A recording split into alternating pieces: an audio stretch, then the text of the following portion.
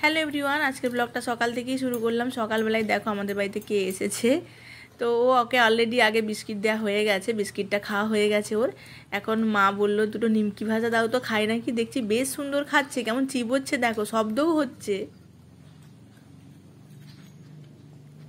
আরও অনেকজন এসেছে, ওরা আমাদের বাড়ির চালে বসে আছে, আমরা ভিডিও করতে পারছিলাম না, ভয় লাগছে।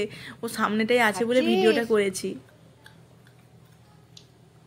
এর পরের বারে এলে অনেকজনকে একসাথে দেখাবো। ওরা হামেশা এখানে আসে, আমাদের এই খামারটাতে এসে বসে থাকে, মানে এটা ওটা পাই তো, ওরাও তো বোঝে যে এখানে গেলে কিছু খেতে পাবো, সেই জন্য। তো ওরা ওখানে বসে আছে, থাকুক, ওদেরকে দেখলে তো আর হবে না, রান্না বান্না করতে হবে। সেই মতো রান্নাঘরে চলে যাব এখনই। কি রান্না করছি তোমরা পুরোটা ভিডিওটা দেখলে আশা করছি তোমাদের খুব ভালো লাগবে। আর এই সিজনে এখন প্রচুর ফুলকপি উঠে গেছে, ভাবলাম ফুলকপি দিয়ে ডিমের একটু ঝোল বানাই। তেমন কিছু বলার নেই, ভাবলাম তাহলে ছোট্ট করে একটু ব্লগ ভিডিও করে ফেলি, তোমাদেরও ভালো লাগবে। রান্নাঘরে চলে এসেছি, দেখতেই পাচ্ছ কড়াই বসিয়ে দিলাম। কড়াইতে একটুখানি হলুদের গুঁড়ো দিয়ে দিলাম আর একটু লবণও দিয়ে দিলাম। তার মধ্যে দিয়ে দিলাম 5টা মতন ডিম আর ওর মধ্যে দিয়ে দিলাম আলু। মানে আগে থেকে না ডিমগুলোকে ভালো করে ধুয়ে নিতে হবে, মানে যেহেতু আলু আর ফুলকপিটা ওর সাথে সেদ্ধ হবে, সেই জন্য। শুধু ডিম সেদ্ধ হলে অসুবিধা ছিল না, তাই পারলে তোমরা একটু সাবান দিয়ে ধুয়ে নেবে, তোমরা যেটা পছন্দ করো সেইভাবে পরিষ্কার করবে। আর একটু হালকা ঘষে নিলেও ভালো হয় যদি কোনো নোংরা লেগে থাকে। সেই মতন দিয়ে দিলাম ডিম, ফুলকপি, আলু দিয়ে ঢাকিয়ে রেখে প্রায় 10 মিনিট মতন আমি সেদ্ধ করে নেব।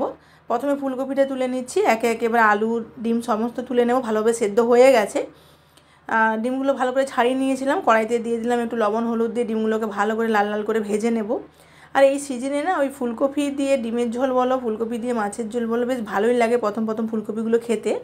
আর ভালো করে সেদ্ধ করেছিলাম লবণ হলুদ দিয়ে, এই জন্য না বেশ ভালো তেল ঢুকবে না ওর মধ্যে, তেলটা কম লাগবে, এই জন্য একটু সেদ্ধ করে রান্নাটা করার চেষ্টা করবে। আর আলুটাও ভালো করে ভেজে তুলে নিলাম। তারপরে কড়াইতে কুচনো পেঁয়াজ, টমেটো, কাঁচা লঙ্কা দিলাম। আর আগে থেকে একটুখানি তেজপাতাও দিয়ে দিয়েছিলাম। যখন দেখবো পেঁয়াজটা একটু গলে গলে আসছে, তখন একটু আদা রসুনের পেস্ট 1/2 চামচ মতন দেবো। আর আমি বরাবরই মশলাটা একটু কম দিই, আদা রসুনের পেস্টটা। আসলে আমাদের বাড়িতে সবাই একটু পাতলা ঝোলটা পছন্দ করে, একটু বেশ গ্রেভি হয়ে গেলে সবাই পছন্দ করে না। তবু তো আজকে একটু তোমাদের সাথে শেয়ার করবো বলে ভিডিও করছি বলে একটু গুঁড়ো লঙ্কা দিলাম। নর্মালি আমরা গুঁড়ো লঙ্কাটাও খাই না, সবসময় কাঁচা লঙ্কা দিয়ে বানানোর চেষ্টা করি। আজ মন চাইলে একটু কালারিং হবে, দেখতে কালারফুল হবে, এই জন্য একটু গুঁড়ো লঙ্কা 1/2 চামচ মতন দিয়ে দিলাম। তার আগে অলরেডি আমি 4টে কাঁচা লঙ্কা দিয়েছিলাম। তাহলে আদা রসুনের পেস্ট 1/2 চামচ মতন, ধনে গুঁড়ো 1/2 চামচ, জিরে গুঁড়ো 1/2 চামচ আর লঙ্কার গুঁড়ো 1/2 চামচ দিয়ে ভালো করে মশলাটাকে এবার কষিয়ে নিচ্ছি। মশলাটা দেখতেই পাচ্ছ ভালো করে, বেশি করে তেলও কিন্তু আমি দিইনি, কারণ প্রচুর তেল খাওয়া ভালো নয়, রোজই রান্না থাকে, রোজই ব্লগ ছাড়তেই হবে আমাকে। সেই জন্য একটু জল দিয়ে মশলাটাকে কষিয়ে নিচ্ছি, যাতে মশলাটা থেকে কাঁচা গন্ধটা চলে যায়। তারপরে সেদ্ধ করে ভেজে রাখা আলুটা ওর মধ্যে দিয়ে দিলাম। কিছুক্ষণ নাড়িয়ে চাড়িয়ে নেওয়ার পরে ফুলকপিটা দিয়ে বেশিক্ষণ আর নাড়াবে না, তাহলে কি হবে, ফুলকপিগুলো ভেঙে ভেঙে গেলে না ভালো লাগবে না, গোটা অথচ সেদ্ধ থাকলে দেখতে ভালো লাগবে। তারপরে প্রয়োজন মতন জল দিয়ে, জলে লবণের পরিমাণটা ঠিকঠাক দিয়ে দেওয়ার পর যখন ঝোলটা ফুটে উঠবে, তখন ওর মধ্যে ভেজে রাখা ডিমগুলো দিয়ে বেশ কিছুক্ষণ ফুটিয়ে নেব।